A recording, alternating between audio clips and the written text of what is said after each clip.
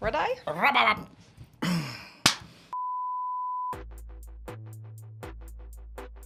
right, we've got a music business topic. This one is a big one for me. I find this to be one of my current biggest questions in the climate of the music industry in general. And I'd like to get your opinion and shed some light on what is happening. Oh. So, why are people now so resistant to pay for buying or streaming the music that they like, but are more than willing than ever to spend money enhancing the experience of the music they like with expensive headphones, AirPods, concert and festival tickets, expensive merch, etc.? What the hell is going on? Do you have my soapbox around here? Well, first, two parts. First part, why aren't people willing to spend money on music? Is that what the first part of this was? Yeah, it's why for music that you love, people in general avoid at all costs, to the detriment of the quality of the music they love. Yes. They don't want to pay for it in a buying or streaming format. Sure. But they're willing to spend endless amounts of money to on accessories and everything else. Consume it in another way, but not for the actual music or for the actual artist directly. Or the creators, I should say. Sure. Okay, so two separate things here. First off, I think the first part of it being we've kind of entered a spot where nobody wants to pay for entertainment of any kind.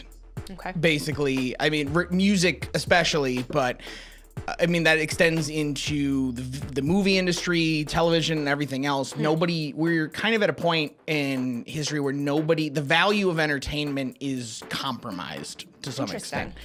I mean, it used to be a time where if you wanted to listen to music, you wanted to see a movie, you had to pay for it. You had to go somewhere. You had to participate in an experience. You had to purchase it. You had to go to a theater. You had to do something. And that was just kind of the given.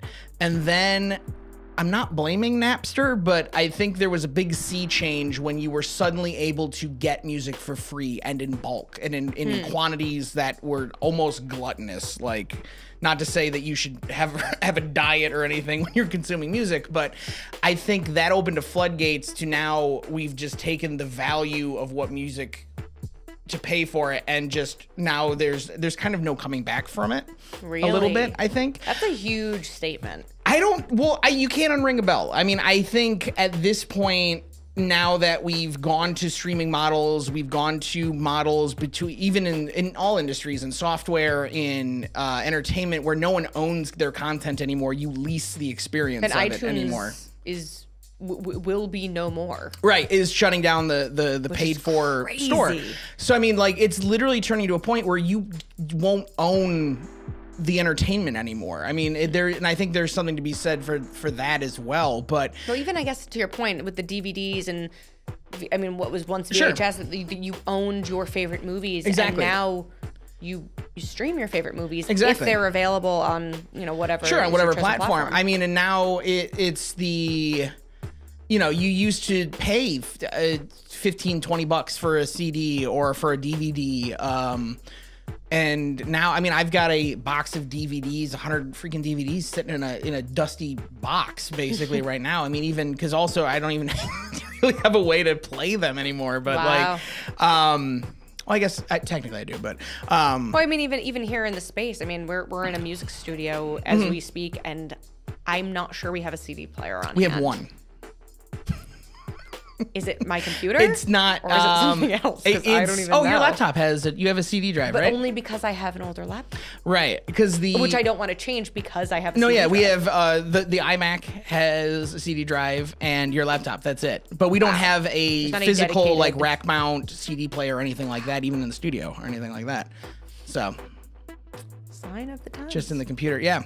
I mean, even then, to that same point, I got a request from a client to burn a CD a few weeks ago, and it was a wild goose chase to find where the blank CDRs were. Like, I mean, we just do it so infrequently. I mean, it was the first one in 2 years probably I've had to burn, so it was like. But no, I mean, I think we've entered a spot where paying for entertainment is compromised somewhat currently, and it's not. I don't want to blame any sort of generation or anything like that. It's just where we are now, where back in the day, there was a value associated with entertainment. Now that's gone. There's no music should be free. It should be just this thing that I have access to all the time, and it's almost like an entitlement. A little bit. And I feel so weird about that because I have been part of the problem in history with this. Like our generation, like did that. Like I remember being in a time that I'd go to Tower Records after school, and they had these listening stations that I loved, and I remember putting on the headphones and being like, oh, like this is my favorite, like the single from, like the Backstreet Boys or Britney Spears, or whatever it was. And then also making that big choice of what do I spend my gift card on, that like coveted birthday gift card. Yes. If the CD is going to be $20 or $25, like at its highest, and the single was like $5 for like one or two songs or two versions of the song. And like that was a commitment, like for financially speaking. I would save up allowance money or work money to earn the music that I loved and to be able to say that I had that album and stuff. And I think it was probably similar for records when people were, in the time of buying records, where then it became free. And I remember just being okay with essentially giving my computer aids for the chance to have free music. We all did. And I mean, like, we didn't know. Like LimeWire was like, I went through like all of them, but I remember like searching up like AM to PM Christina Milian or like some random thing and having every version. Some were like crappier ones, but it was just unlimited surplus supply. And then I started finding more music, and I became actually a fan of more music and more artists in that way. And I knew what I was doing was wrong, but I was so young that I didn't understand like the creators of the music were suffering from this. I more took it like I love all of this music, and I'm being exposed to more things, and I'm able to share more things with people. But we were all part of this problem, and now we're on the other side of it as music creators and workers in the industry.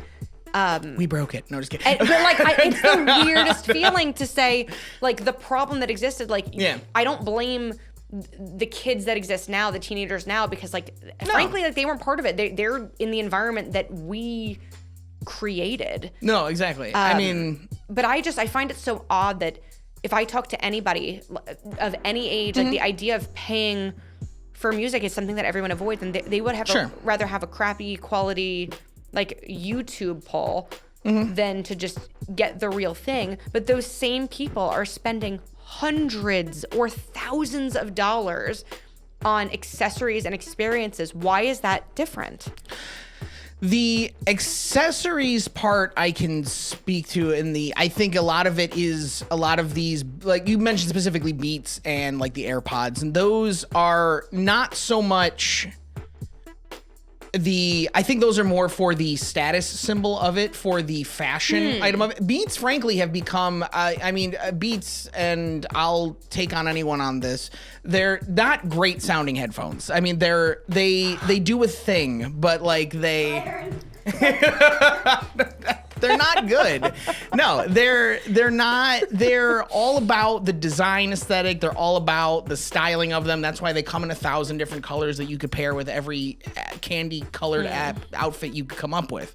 No one who's serious about their audio quality is using Beats. Wow. That's just but I think that's a more unknown thing. Like for you as an engineer and a producer, you can speak to that, but I think the average person, the public, has just been force-fed. Oh, the marketing is brilliant. The marketing is brilliant. I will not deny that. And I mean, if, at the end of the day, if you want to listen to whatever you want to listen to your music on, that's fine. That's great. But I mean, they're not audiophile grade headphones. They're not. They have a certain listener experience they've gone for. They have the bass all hyped up on them because people love bass, and they're fine. They're fine. They're not worth what they cost, in my opinion. I think if it's dollars to donuts, if you want to buy a quality pair of headphones, you could do so much better for the same amount of money with so many other pairs of headphones.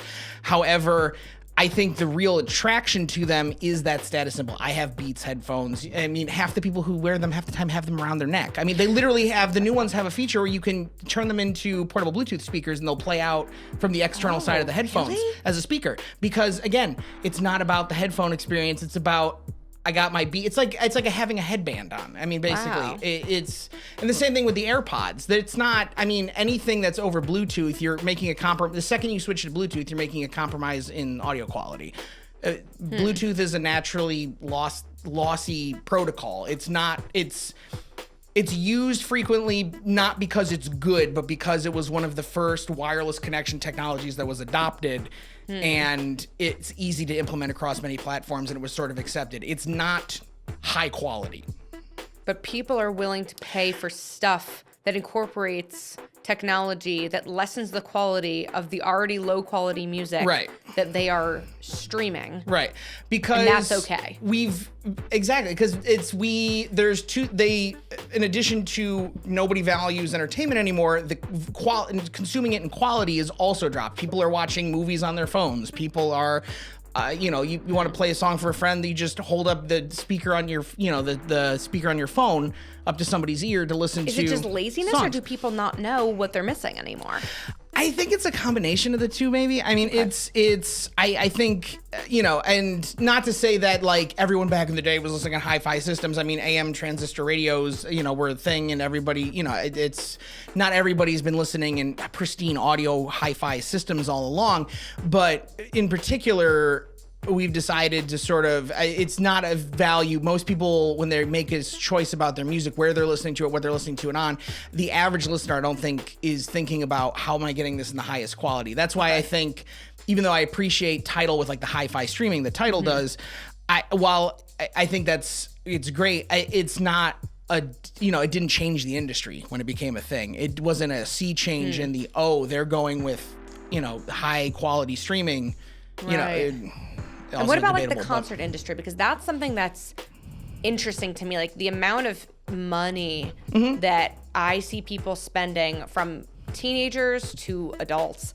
on festival tickets and just concert tickets in general. I mean, I know a teenager that just recently told me that she spent $600 on like good seats to an Ariana Grande concert.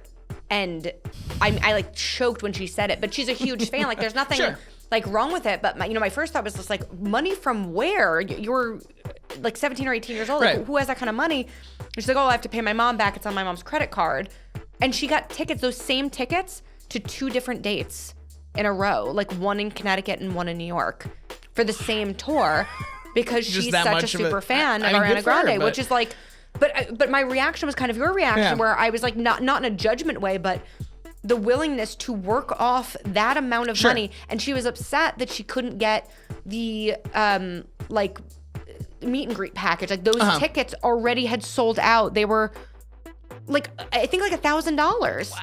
And she was upset that she missed them because they sold out because other people bought them first. That's insane. That's crazy. And like the Coachella tickets and Gov Ball and all these things, like, this is serious change that people spend, and a willingness to live in poor conditions in order to be a part of this musical experience and this culture that has been created. Yeah. Are people more willing to have music experiences, just not in the same way?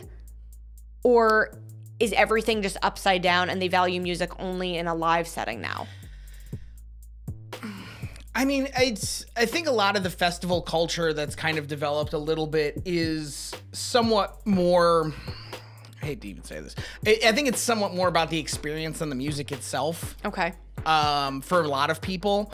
I think it's more going for sort of the festival vibes a lot, and maybe less for the, like, I'm really excited to see these artists. Because half the time, I mean, speaking of Gov Ball, you go and, I mean, it's like, you go on like mid-afternoon on a Saturday to that, and it's like Jonestown out on the lawn. Like, it's just bodies everywhere. And I mean, it's not so much, I think, that these people were just really excited to see a great lineup. I think it's just, let's go and get kind of twisted and like hang out outside and dress a little ridiculous and just sort of do the festival thing, kind of, and like let our freak flag fly for the weekend a little bit. Interesting. I think specifically with the festival culture, that's kind of a little bit become almost more the attraction, and sometimes I feel like the music is almost secondary. Really? A little bit.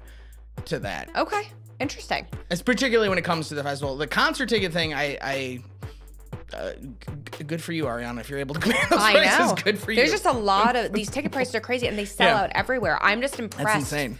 I know, like the Bruno Mars tour. I think we had talked about probably a year or two ago now, but the 24 Karat Magic tour, when it was on its first leg, that was coming through the New York area.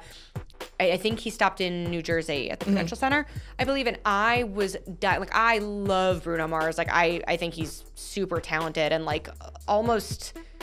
Like, I feel like people don't really even like appreciate it enough, to be honest. But I've seen him live a few times, and he's amazing. And I would be willing to spend a good amount of money to see him live out of respect for what he does and being such a fan. Definitely. And those ticket prices, I looked at and I was like, nope, not today. Sorry, Bruno. I'll make sure I watch it when it comes out on TV. But like, that was my literal reaction, was it's too much. And those dates sold out. Yeah. Everything immediately. I think the only thing was left was like nosebleeds on a Tuesday, which was like not something that I could make work. So people are still willing to pay for it in that format, but not in another format, which I find so interesting and confusing at the same time, because the consumption of music to me has always been something of value that got broken, and it's almost being fixed in some ways. But at the same time, you have artists that are like on the come up now that have never performed before, and that's kind of a separate conversation entirely. But it's just interesting. It's weird that in a time when the concert market is healthy, as far as I can tell, that the artists that are new and coming into this field are not performing. Don't even like know how to break into that, and are rarely having access. I think also interestingly though is a lot of these concerts you're mentioning, though, these are your like super A-list type artists, and even that I find also it seems to be this trend of even the concerts are kind of becoming a little larger than life. Like, even it's you're rarely like, it's not like you're just going to arena to see them. Like the Astro World. Look at there's like literally an amusement park going on that you with rides you can ride during the concert. Like, really? Yeah, like apparently they had with the roller coaster. I saw it. I didn't know. They were putting fans on it like when it wasn't in use for like. For performance purposes. What does that insurance bill look like? I don't know. Freaking yikes. Imagine, but the 2020 Experience tour where you had that whole sky bridge that would basically turn any seat in the house into the front row at certain parts during the show. But I think the production has kind of gone to these larger than life sort of means, and I think that also might be a part of what's driving the cost a little bit, is now everything has to be this larger than life experience a little bit, but also to that same point, I think might also be what's causing sort of the disparaging difference between you have these up and coming artists who some of which have never performed in front of a group of people, and then there's this weird gap until you get up to like the high end where you have a tour. Not even weird gap, a huge gap. Huge gap. It is literally this or it's this. Right. And my fear is there's nothing in between. And I literally was just saying this to someone, I think yesterday. Yeah. That the like stars when I was a kid were close enough in age that like I can recall having a conversation with like my friends and cousins and being like, I could marry Nick Carter because technically I'm this age and he's this age and we're pretty close. So like basically he's my husband and he's mine, and back to your sleeping bag. I remember thinking that because everyone on the come up was like relatively around, our age, give or take. Where now like the biggest A-list stars are really far apart in age. Like most of them are around 30, and then there's a small handful that were in like the Disney, Nickelodeon maybe culture that kind of came out of a TV show and became like Ariana Grande or whatever, like Justin Bieber being like the weird exception to the rule. But even they're in their 20s. So we're talking like there is no one that's like 12 or 13, that's like on that come up in the same way the Mickey Mouse Club kind of developed what ended up being like a rocket to superstardom. Right. Yeah. There isn't that anymore. And I think that's interesting as well. Like what the future will hold in this will be very interesting, what the next decade of music will look like, because there are differences that are like kind of unprecedented and no one can control. And more than ever, I think the consumer is controlling things for better or for worse. Absolutely. The end. I was like half watching the clock too.